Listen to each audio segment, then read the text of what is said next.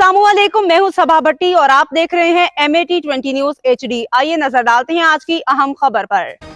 खबर शामिल करते हैं चिनियोट से। हमारे नुमाइंदा ब्यूरो चीफ मुख्तार अहमद अंसारी की रिपोर्ट के मुताबिक चिनियोट में मिलावट माफिया के खिलाफ ताबड़तोड़ कार्रवाइयां जारी। डीजी फूड अथॉरिटी के हुक्म पे फर्नीचर बाजार भवाना में मारूफ स्वीट्स यूनिट पे छापे।